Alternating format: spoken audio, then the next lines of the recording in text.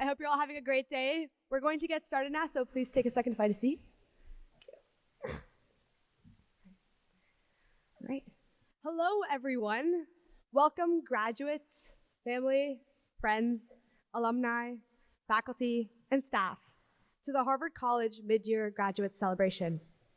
This event, which is a long-standing tradition organized by the Harvard Alumni Association, is an opportunity for us to recognize and celebrate the accomplishments of the November 2024 graduates who completed their courses over the summer, and the February 2025 graduates who will complete their courses this semester. My name is Uzma Isa, and I'm the first marshal on the 2025 class committee. I'm joined today by Shrija Vem, the second marshal on the 2025 class committee. Shrija and I will be the MCs for today's event. Class committees are formed in the senior year and continue into alumni life and connect classmates to each other and to Harvard.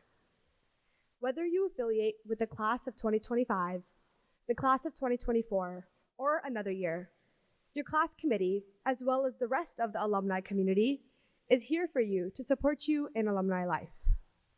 And now, I'm excited to kick off the program. Our first speaker will be Rakesh Khurana, Danoff Dean of Harvard College, Marvin Bauer, Professor of Leadership Development at Harvard Business School, and Professor of Sociology in the Faculty of Arts and Sciences. This will be Dean Khurana's final mid-year graduate celebration, as he will be concluding his service as Dean of the College at the end of this academic year. Please join me in a round of applause to thank Dean Khurana for his service to Harvard College.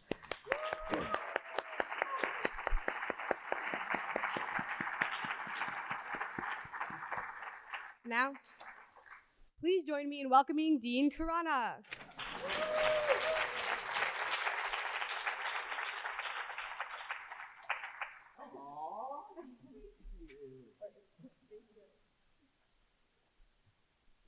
Okay, thank you guys. So it's wonderful. So good afternoon, Harvard College graduates.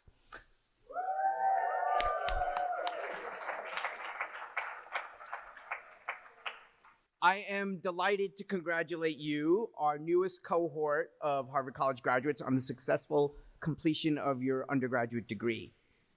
Parents, guardians, family, faculty, proctors, tutors, resident deans, faculty deans of our houses, and friends of our graduates. I'd like to take this opportunity to also acknowledge each of you and what you have done to support our scholars over the past several years. On behalf of the college and your students, I thank you for all your love, your support, and your good work.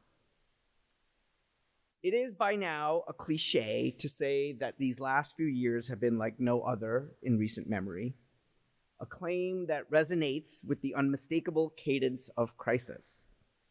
Yet we must take care not to reduce this moment to a mere trope, for the world and the phenomena we are facing in their very essence, deeply rooted in the structural and cultural and economic changes of the time and the age that we live in. Global conflicts, challenges to democracy by authoritarians, and the climate crises are all threats. As we gather today to celebrate achievements and successes, we are compelled by both moral and intellectual imperatives to confront with unflinching clarity the crises that cast their long shadow over our world. There is so much that we cannot predict about the future, about our democracy, about how we will bridge our differences, and how we will take better care of our planet. But throughout these past few years, as the daily headlines threaten to numb us to the challenges of the moment, you, our students, continued to move forward. Forward with your scientific research, with creating art and writing, with your speaking out, and with your commitment to this community. These are acts of poetry. You have given all of us who are fortunate enough to have worked with you so many reasons to be optimistic about the future. And now, as you prepare to move beyond Harvard's gates, I hope you will continue to move forward to navigate uncharted waters with resolve and clarity of purpose, and above all, the conviction that the future is not simply something that happens to us, but something we can shape together. December graduates, I feel a special bond with each of you. I too was a December graduate. It was not something I had planned when I started college, but it turned out to be one of the best things that ever happened to me. I'm going to share a little bit about why. So, in fact, graduating in December was one of the first real unplanned events in my life.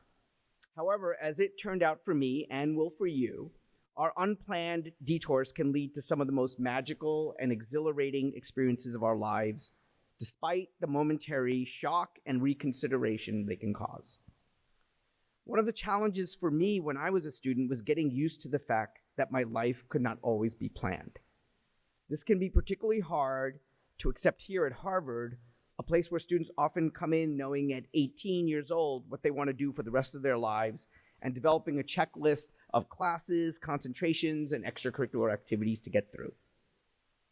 But then, as you December graduates know, life intervenes, and we have to grapple with uncertainty. And your college years have brought more uncertainty than we could have anticipated. But it is in moments of uncertainty that we encounter serendipity. And at Harvard, Housing Day is one of those first encounters with serendipity, moments where students don't really control the outcome and where the results, unexpected friendships, exploration of the neighborhood surrounding the quad, a conversation you would never have had that sets you on a different path can change your life. We can prepare ourselves to some extent for the fact that big events like Housing Day or college graduation may have unexpected outcomes. But in our daily lives, it is difficult to stay open to the unexpected. Our postmodern spectacle, technoculture, big data, anticipating your needs. If you like this movie, you might also like this other one. Creepy world where we post every book, movie, meal, or experience to 1,000 so-called friends and wait for their judgment of whether the herd deems it like-worthy, conspires against serendipity. Rather than freeing us, it can imprison us in a digital isolation chamber. Instead of browsing for books and coming across something interesting but unplanned, we go right to a particular book on Amazon. Instead of listening to an album and discovering a not popular but amazing deep track that speaks directly to us, we just tell Alexa or Siri to play our favorite song again and again and again. I don't know if I can hear Stick Season one more time anymore.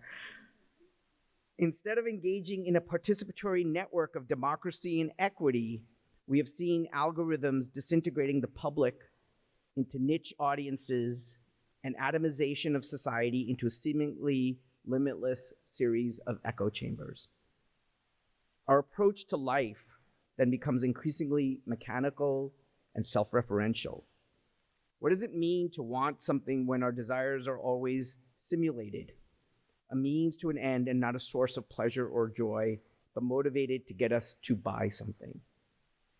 Quantification, abstraction, bureaucratization, the very characteristics of our information society are the principles of operating systems and artificial intelligence, not human systems and intelligent ways of living life. A real life, as opposed to a mechanical one, is by its very nature unpredictable. Our choices should be influenced by life-affirming forces such as love, curiosity, joy, responsibility, and not by an algorithm designed to get us to buy things or to activate our emotions in ways that encourage us to see our fellow human beings as the other or threatening. One of the most disturbing things I experienced this fall was talking to some members of our community about the election that I know this topic started off as a meme, or some might call misinformation, and then migrated word for word, unprocessed, into people's thoughts and then out of their mouths.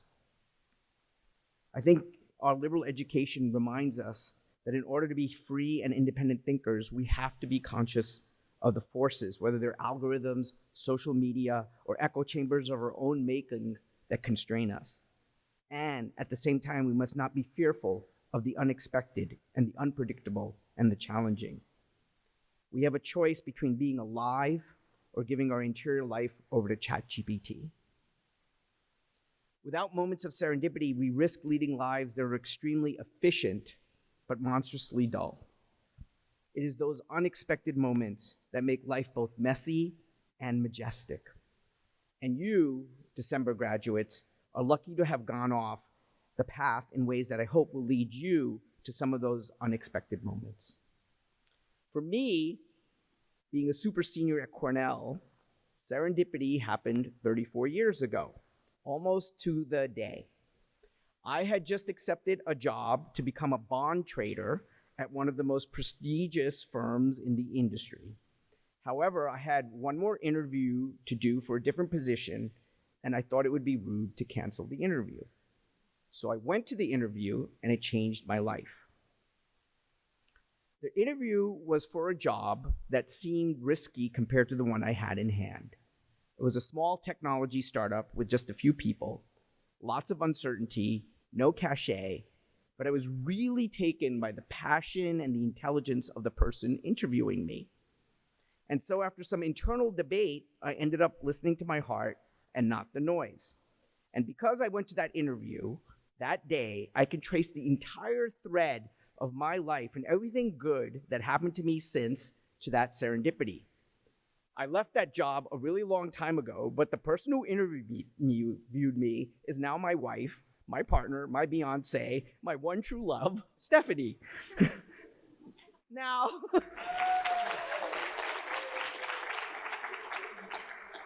looking back, I can see this thread that connected these experiences. If I hadn't stepped off the expected path and become a December graduate, if I hadn't kept that interview appointment, if I hadn't been willing to change course after already accepting another job, but at the time, of course, I didn't know how it would all turn out. I was leaping into the unknown, and now, in my last year as dean, I'm taking a leap again, knowing the river I'm jumping back into is not the same one it was 11 years ago when I started this role. As December graduates, you have already departed from the script you were following when you arrived here. As super seniors, and you really are super, you have had the chance to experience Harvard in uncharted ways through discovery and unexpected decisions. And in doing so, you've had to be comfortable with being uncomfortable. That flexibility, that strength, will serve you so well as you take the next steps down one path or swerve to another. I hear often from students that the path to Harvard rewards the risk averse, and so they develop the habit of avoiding anything that could lead to failure. I hope that your experiences at Harvard have helped you to stop fearing change or failure, or at least helped you refuse to let that fear rule your life. I hope we have helped you understand that the unplanned and the serendipitous is part of the learning process, not your enemy, but a challenging friend. I hope that we have helped you find the courage to meet the obstacles in your path. Courage, after all, is the willingness to see beauty and hope in the world even after experiencing life's challenges and setbacks. And I hope we have helped you understand that the only real failure would be not to attempt anything at all. Being open to the unplanned is not just about seeking a life that is personally fulfilling. Without being open to something new, I fear we are in the danger of cutting the thread that locates us in the larger system, in the grander design. As a national and global society, we face unprecedented challenges and opportunities. Seeing problems and making positive change are not endeavors that can be met by consulting a checklist or following a script. They will require being open to new ways of doing things, just as you had when you stepped off your original planned path through Harvard. I believe your Harvard degree will open doors for you, but you will have to decide which doors to enter and which to pass by. And if, by serendipity, an unexpected door opens, as it did for me, I hope you will at least take a peek inside. I hope that your time at the college has given you more than competence, more than connections, more than confidence. Graduating college is a Goldilocks moment. As I have more days behind me than ahead of me, I often think about this. You are not too old. You are not too young. You are just right. Your story is just beginning, and I hope your life will be amazing, improbably immense. I hope that you will take with you the critical capacity and courage to challenge prejudices, stereotypes, and poorly constructed arguments of all kinds. I hope you are leaving us with an independent mind, a spirit that dares to explore, a commitment to inclusivity, and a heart that reaches out to others. And I hope you will have the will to shape the future. I hope that as the years pass, that you will love this imperfect but striving college as I do. It has its flaws, it has its problems, but I do believe it is the greatest place in the world because it is not simply about bringing people together, as Drew Faust once said, who are the best in the world, but rather about bringing people together who want to be their best for the world. Good luck, and may the unknowable grace that emanates from each of you continue to guide you and protect you. Semper Veritas.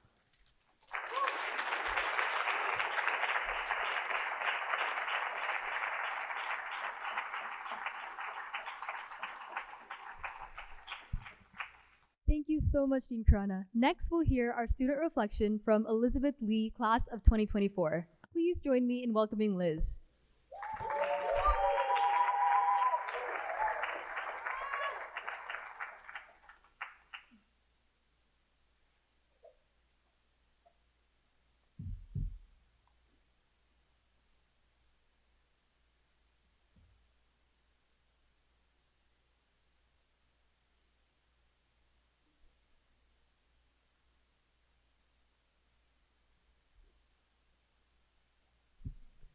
Hi everyone, really good to see you all. I think a lot of the sentiments that I'm about to share are actually very similar to Dean Karana's. So hope you enjoy and thanks for being here. Okay.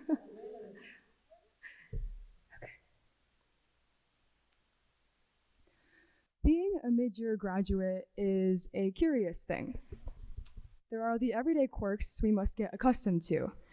Writing .5 at the end of our graduation years, deciding whether to introduce ourselves as off-cycle seniors, super seniors, or maybe just calling ourselves seniors for simplicity's sake. And then there are the deeper considerations. Mid-year graduation feels, in many ways, like existing in a liminal space. While reminiscing on a version of Harvard that no longer inhabits this campus, we simultaneously become accustomed to navigating the rhythms of a new one. Things feel familiar and yet not quite as we knew. Fewer and fewer faces become recognizable as we traverse the yard, lecture halls, and our residential houses. And the issues that plague the canonical Harvard undergraduate begin to feel further away, somehow. This time, then, is an apt opportunity to reflect not only on our time at Harvard, but also the circumstances surrounding our off-cycle nature. Why did we decide to take time off in the first place? For some, the decision was born of joyful opportunity, starting a daring project, building an exciting new startup, exploring uncharted paths, and passions that we otherwise would not have had the opportunities to nurture. For others, it arose from moments of difficulty, family challenges, personal struggles, the disruption of a global pandemic. Each of us has our own complex story, and more importantly, a line of reasoning that compelled us to step off a well-trodden path for a much less well-worn one. Surely the decision to do so brought about much joy and growth. No one I have met has ever regretted taking time off, but committing to the gap also meant committing to a way of Harvard life that is fundamentally different from the canonical experience. Returning to campus after time away is not easy. There's an adjustment to routines, relationships, and even the sense of belonging. Clubs change, people change, social dynamics change, and of course, we change as well. So, from taking the road less traveled, there are 3 lessons I would like to share with you all today in closing out my current reflections on being a student at Harvard. Number one, embrace the imperfections of hard work. Getting good at something is not about presenting a polished image. The truth is, the process of mastering any craft, whether it's your concentration, an extracurricular passion, or even your personal growth, is messy and it demands humility. When I think back on my time here, I remember feeling completely out of my depth in my concentration. I studied computer science and stats. The weight of trying to measure up to often felt like too much, and the pressures of perfectionism only exacerbated the already challenging pace of life that we often feel obligated to keep up here. My transcript does bear the blemishes of these struggles, but the point isn't to create a flawless record. It's to grow sharper through the trials. Harvard has been a training ground for that growth, not a perfect one, but a necessary one. The work of getting better at something involves falling short, feeling inadequate, and facing challenges head on. And through that, we come out better for it. Muddier, perhaps, but sharper. What matters is not perfection, but resilience, that we have risen again, a little wiser, and a little stronger. Number two, take the time to know yourself. This lesson builds on the first, but takes us deeper. To truly embrace our growth, we must first understand who we are and why we do what we do. At Harvard, there's an implicit pressure to optimize for grades, for leadership positions, for resumes, even for friendships. We can get so caught up in the appearance of success that we lose sight of why we are pursuing it in the first place. Taking time off then disrupts that flow. It's countercultural, a stubborn pause in a world that values constant acceleration. But in that pause, we finally find the time and give ourselves permission to reassess what really matters. It gives us the space to ground ourselves, process challenges, and start moving forward with intention. Taking time off was scary for all of us, but we deemed it worth the risk. Whether we decided that we needed to try something new, weather a storm, or simply catch our breath, we embraced the pause. And that act of self-awareness and resilience is the beginning of a lifetime of exercising resiliency and daring to deviate from the norm. It is building the foundation for a lifelong skill, one that is not measurable per se, but perhaps even more important than those that are. And number three, you cannot always plan for the blooming of beautiful things. Dean Corona. Sometimes the most meaningful moments of growth or success are the ones we don't plan for. They are the serendipitous surprises that emerge when we least expect them. Perhaps it's a chance encounter with someone who changed our perspective, the spontaneous decision to pursue something we never imagined, or the way a period of struggle transformed us in ways we never anticipated. The blooming of beautiful things often doesn't follow our schedules or expectations. The blooming of beautiful things, for me, this semester, has brought about joys in deepening old friendships that I could have never anticipated, and the small act of just taking one semester off also completely changed my career trajectory. All of this is not to say that we shouldn't plan or strive for excellence, but it is a reminder that life often defies even the best laid plans. Some of our most profound joys and accomplishments will surprise us, and we should lean into that. So in this season of building resilience and embracing the unexpected then, and also in the uncommon nature of our graduation cycle, it can be easy to forget to take a step back and celebrate. But let us take a step back and celebrate today. Let us acknowledge that the work of the last few years, the messy, beautiful, challenging work, has brought us to this milestone. So to my fellow mid-year graduates, this is our moment. Let us honor the journey that brought us here, the lessons we've learned, and the resilience we've built. And as we step forward into whatever comes next, let us carry with us the courage to embrace the in-between, to deviate from the norm, and to trust in the blooming of beautiful things. Congratulations, class of 2024.5. We did it.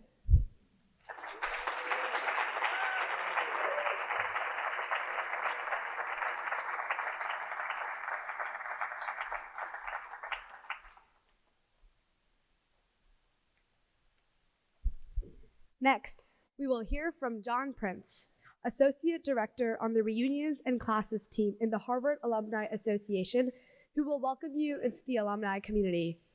Please join me in welcoming John.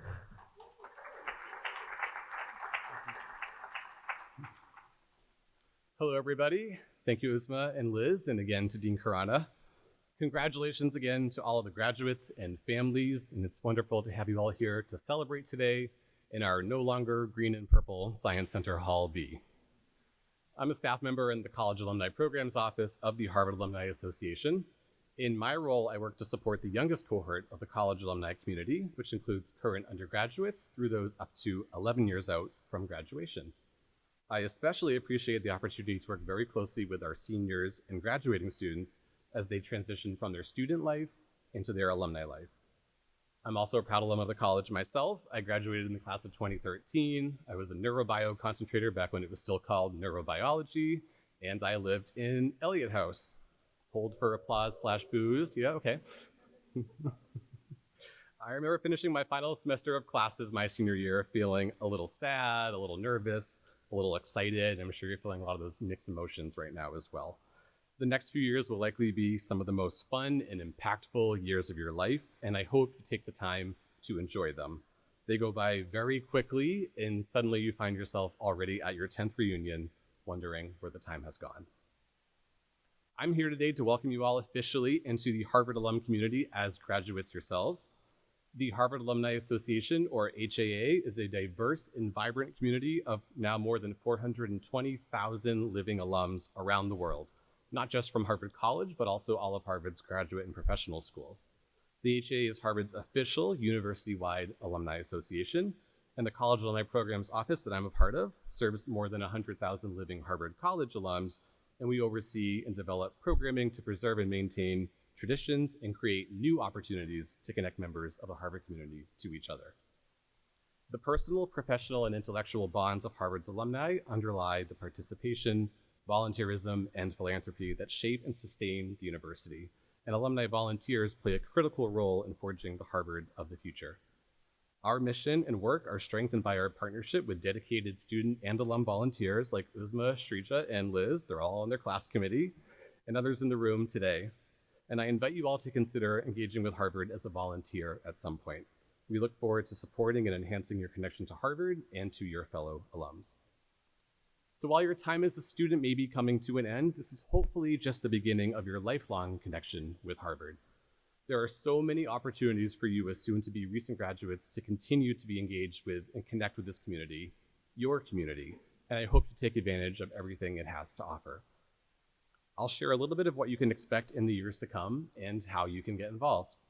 For the next 10 years, we'll consider you part of the recent graduate cohort, and there are a number of very exciting and unique programs planned by the HAA in partnership with recent grad class volunteers that you can take advantage of. You can continue to connect with your classmates and other future students through the HAA's alumni directory and keep your information updated there so you can be invited to regional events and receive class communications, and so that future students can find you. You can also follow along on our various social media accounts to see what's happening on campus once you depart, also in your local area and around the world. You'll start to receive various newsletter emails with information about events, traditions, and resources for you. While you are all mid-year graduates, your one preferred class year will be the class for which you'll receive communications and updates from your class committee, whether that be 2024, 2025, or a different year. This is also the class you'll be invited to participate in reunions with. Class reunions are held every 5 years, currently 5th through the 70th. So imagine coming back to Harvard in 2094 or 2095 and what that might look like. They're a very special tradition on campus, and I encourage you to attend.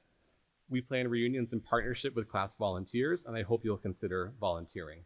All are welcome, and your reunion committee and your programming are strongest when we bring in the diverse backgrounds and perspectives of your class. As part of your reunion year experience, you have the opportunity to participate in another treasured Harvard tradition, which is the class report.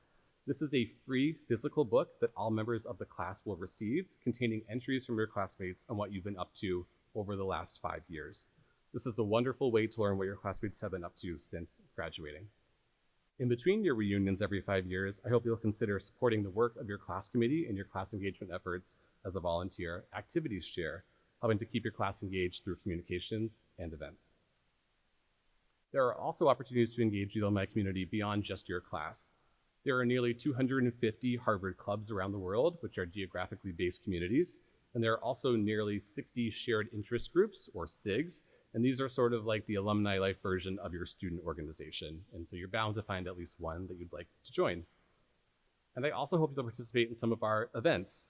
Some take place on campus like reunions do, such as the Recent Grad Fall Fest or Harvard Deal Tailgate. We just had a big Recent Grad Tailgate last week with more than 1,200 recent grads there. So look forward to welcoming you back to one soon. Some also take place in your local area, such as the Welcome to Your City events that welcome the newest graduates to your area, Global Networking Night, which is another opportunity to engage with the university-wide community wherever you're going to be living next, and Harvard Yale watch parties. And some take place virtually, such as the Real World for Recent Grad series, which is inspired by the traditional senior year event and feature fellow recent grads sharing their own firsthand experience, advice, and best practices. Alums have spoken on topics so far, such as financial and retirement planning, work-life balance, volunteering and hobbies, preparing for graduate school, changing jobs and industries, and home buying. Recordings of all of these sessions are available on our website as a resource to you, and we'll have 3 more programs in early 2025, so be on the lookout for invites to those events soon. And I hope you'll participate as a speaker in a future year. Beyond the events, there are so many additional opportunities to be engaged and volunteer, such as serving as an admissions interviewer. Yes, you all start serving as a volunteer admissions interviewer starting next year. We're always looking for more help there. You can do that in your local community, and you can also mentor students online through various platforms. Whatever level of engagement you choose, the HA is here to support you. We are an organization that serves all of you. The needs of the Harvard alumni community change and grow each year, and your engagement helps ensure that we continue to serve and engage alums as you want to be served and engaged. You keep our community active and thriving, and the alumni community is critical to the future of Harvard. You and your classmates, fellow alumni, also ensure that the university is both forward-looking and honor the important traditions that have made Harvard so great. So thank you all, and congratulations again on your graduation.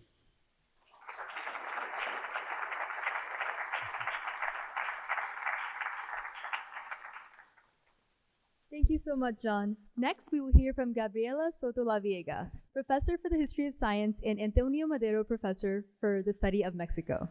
Please join me in welcoming her.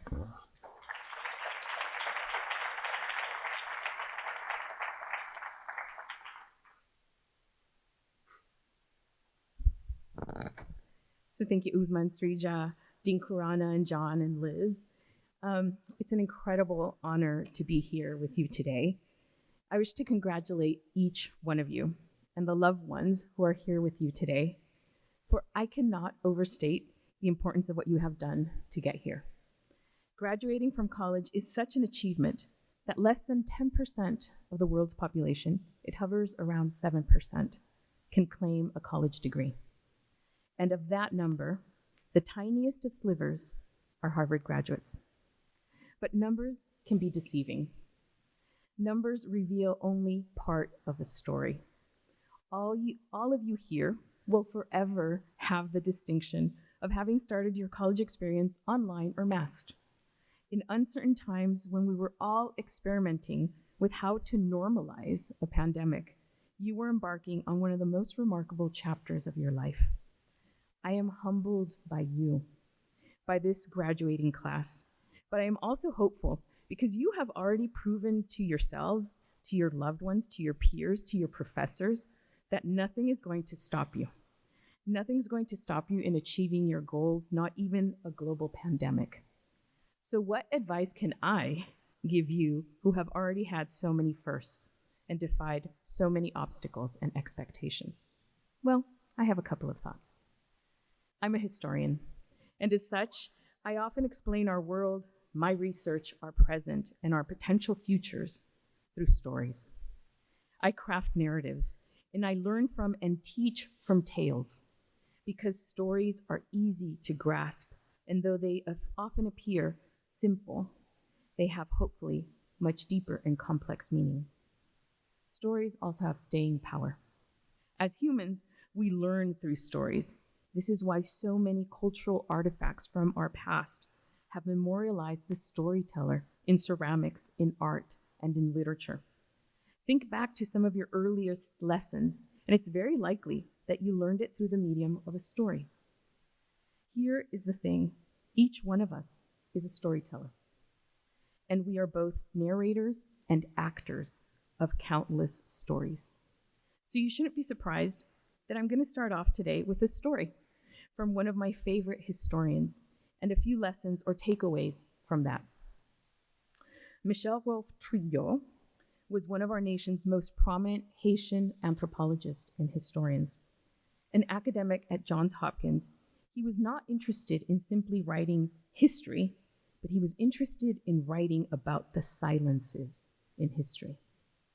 In fact, one of his most influential books is called Silencing the Past: The Power and Production of History.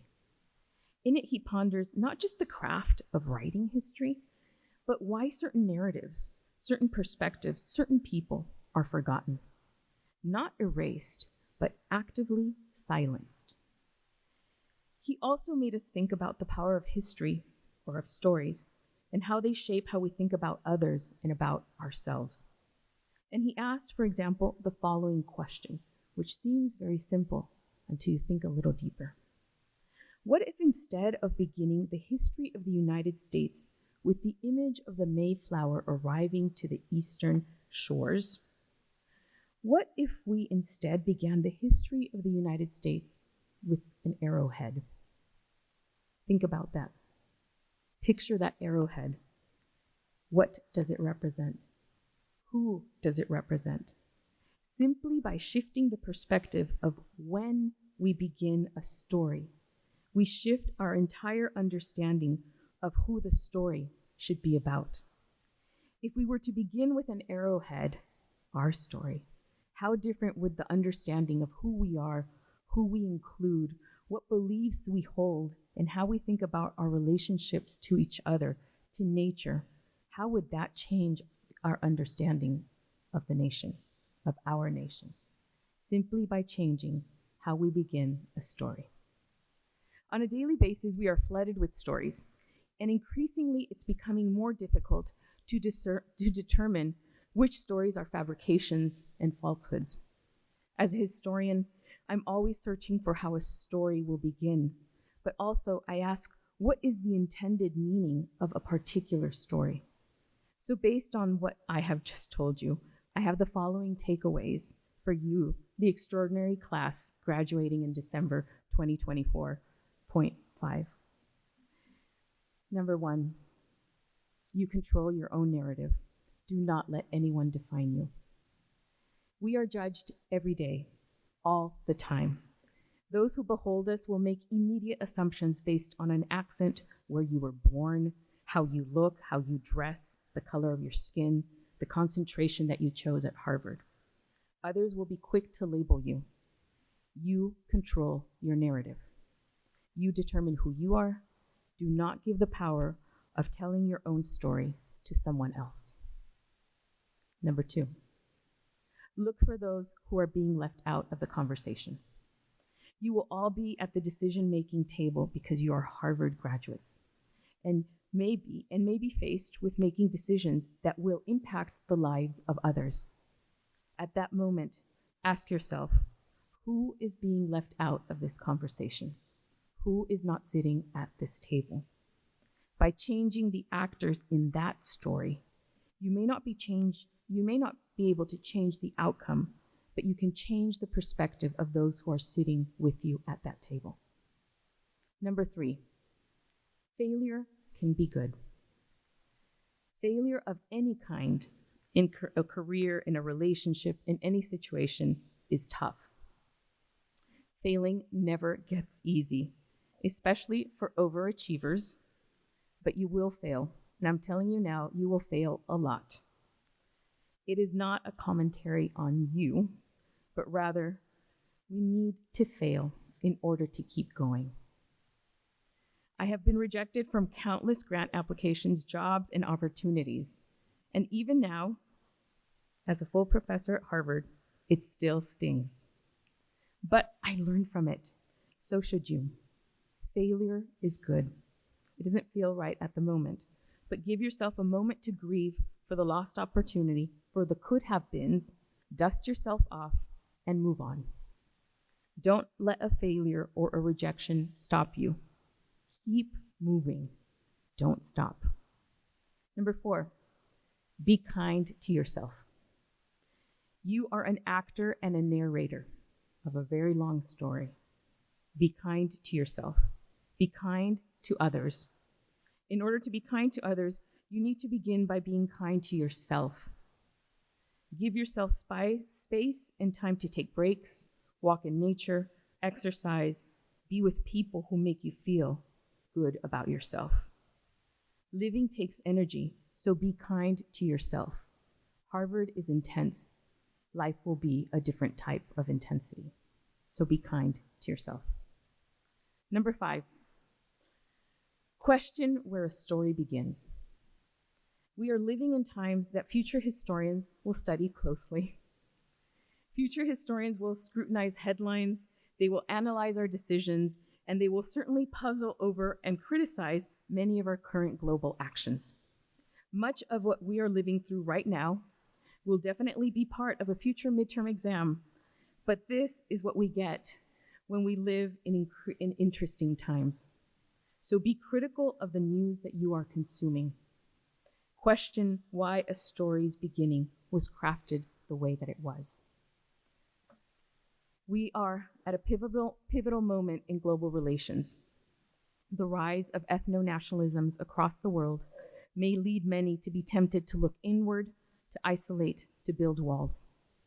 As a historian, I can assure you that walls do not solve problems. I know this because we study the ruins of walls. Global prosperity and peace depend not on retreating from interaction, but rather seeking it out. Active engagement. You, every single one of you here, is leaving knowing how to engage, how to debate, how to critically examine what is presented as facts. Use this incredible Harvard education to change the stories that future generations will study. I have the best job I could ever hope to have. I am surrounded by some of the most engaged, energized young people that I could ever have the pleasure of meeting. And you sometimes don't know which stories will stick.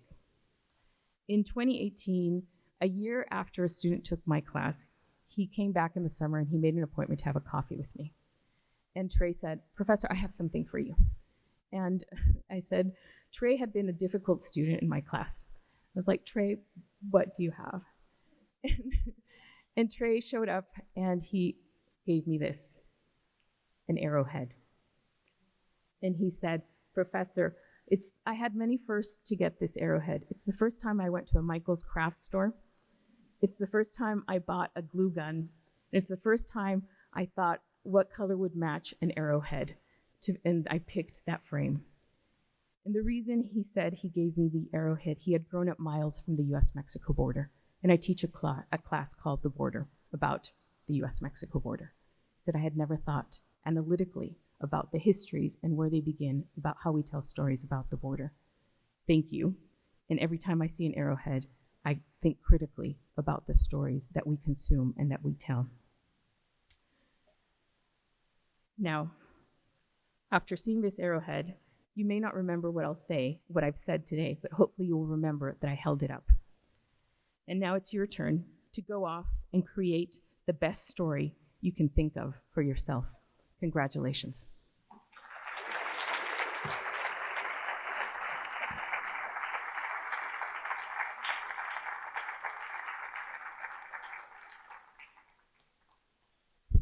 Thank you, Professor Soto-Laviega. And thank you to all of our speakers today for words that will continue to inspire for years to come. And a special thank you to everyone here to celebrate the graduates. And of course, we can't forget the graduates themselves. Please give a round of applause for the class of 2024.5.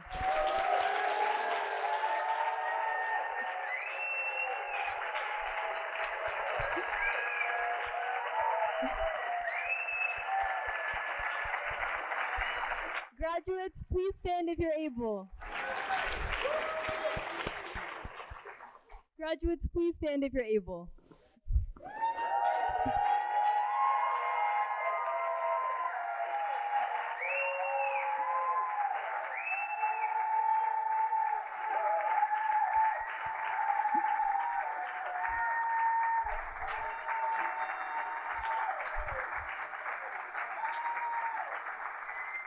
Thank you all again for joining, and a reception will be held from 4 to 5 p.m. at the Cabot Science Library. See you all there.